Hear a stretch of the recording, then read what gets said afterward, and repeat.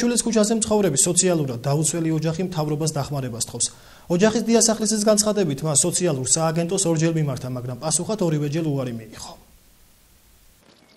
გრკიკიანების ორსულიანი ოჯახი ჯორჯიაშვილის ქუჩაზე ცხოვრობს. უმუშევრად და უკიდურესად შეჭირვებულ ცოლ-ქმარს არც სოციალური დახმარება გააჩნიათ და როგორც დიასახლისი ამბობს, ჯერ არც იმ ასაკში არიან, რომ პენსიით ირჩინონ თავი.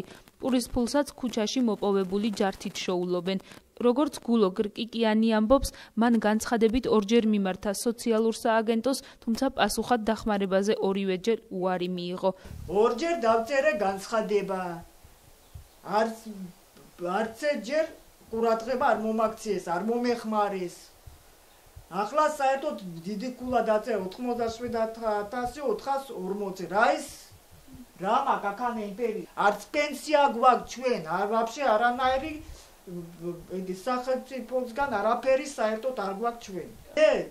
მასწავლეს ჯართ მე და ჩემი ქმარი ვაგროვებთ, რაც ხარ დღეში თუ გამოვა თუ არ გამოვა, რა ვიცი, 1 ლარი ხანდისხან საერთოდ აფერი არაა და აღნიშნულ საკითხზე ჩვენ სოციალური დახმარების სააგენტოს თანამშრომელს გავესაუბრეთ, რომელმაც კომენტარში დააფიქსირა, თუ როგორ უნდა მოიქცეს პირი, რომელსაც ეგრეთ წოდებული ქულათა მაღალი მაჩვენებელი აქვს და მიზეზის დადგენა აინტერესებს.